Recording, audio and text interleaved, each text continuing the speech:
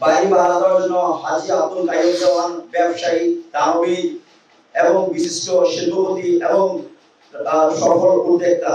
বগাছিয়ার শান্তির জন্য অবৈধ বালু উত্তোলনে শত শত বিঘা জমি ধ্বংসের হাত থেকে বাঁচানোর জন্য মুন্সিগঞ্জ পুলিশ সুপারের তত্ত্বাবধানে বাড়িটি ভাড়া দেয় হাজী আব্দুল কাইয়ুম দেওয়ান। এই বাড়ি ভাড়া দেওয়ার পর থেকেই জলদস্যু নয়ন, পিয়াস, শাহাদ, রিয়াজ, আক্তার, আকাশ সহ তারা বিভিন্নভাবে হাজী আব্দুল কাইয়ুম দেওয়ানকে হুমকি মেরে ফেলার জন্য তার লাশ গুম করা বলে বারবার তাকে ফোনে, মোবাইল ফোনে, ফেসবুক, সামাজিক পোস্টে তাকে ঘোষণা দেওয়া হতো।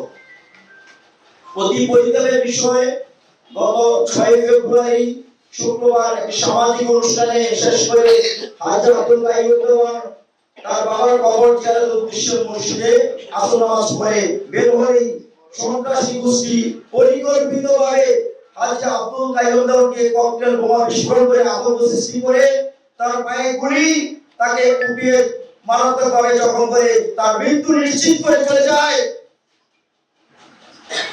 2 মিনিট পর তার আবার পুনরায় ফিরে এসে দেখে সে মরে নাই। তাকে আবারও ইট, পাটকেল এবং বেলচা দিয়ে তাকে মারতে থাকে, যার ভিডিও সামাজিক মাধ্যম, সংবাদ বিভিন্ন জায়গায় ভাইরাল প্লাস প্রকাশিত হয়েছে।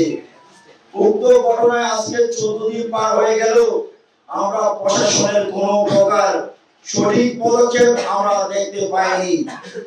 আমরা যদি একটু চিন্তা করে দেখি, এই দস্যু বাহিনী নয়ন, পিয়াস, রিপন গত 2 যুগ ধরে অপরাধের শীর্ষস্থান বগাছিয়াকে অবরণ্য এবং নিরাপদ স্থল করে চলেছে। প্রশাসন দেখেও যেন না দেখার ভান করেছে। এই দস্যু বাহিনী ডাকাতির মাধ্যমে নদীতে চাঁদাবাজি, ডাকাতি, লুটপাট, অবৈধ বালু, ইত্যাদি মাদক সহ বড় বড় অপরাধে জড়িত। আপনারা ইতিমধ্যে জানেন, যখন অস্থায়ী পুলিশ কমিটি আবেদন করা হয়, এই দস্যু বাহিনী তার বিরুদ্ধে মানববন্ধন করেছিল। এই পুলিশ কমিটির ম্যানুয়াল বুকে স্থান না পায়, পুলিশ কমিটি স্থাপনের দ্বিতীয় দিন পুলিশকে লক্ষ্য করে ককটেল বোমা বিস্ফোরণ ঘটায়, যা গুলিবর্ষণে পরিণত হয়।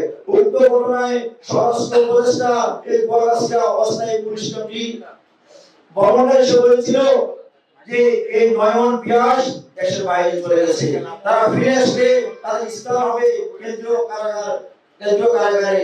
কিন্তু অতি পরিতাপের বিষয়, বগাছিয়া থানার ওসি মহোদয়ের কঠোর অবস্থানের কারণে তারা 3 মাস কারাগারে ঢুকতে পারেনি। আমরা দেখেছি যে ডিসেম্বরে যখন পুলিশের রদবদল হয়, 3 দিন পরেই এই দস্যু বাহিনী আগের ছিল ব্যাপক লোক, 1000 লোক নিয়ে তারা ব্যান্ড পার্টি, ঢোল, তবলা বাজিয়ে রাজার বেশে স্বর্গীয় অপরাধ রাজ্যে তারা প্রবেশ করে। উক্ত ঘটনায় আমরা পুলিশ সুপার, থানা, বিভিন্ন প্রশাসনে একাধিক ফোন, বারবার ফোন করে আমরা ব্যর্থ হয়েছি। আপনারা অনেক সাংবাদিক কিন্তু জানেন, কালের সাক্ষী হয়ে আমরা বসে আছি এখানে।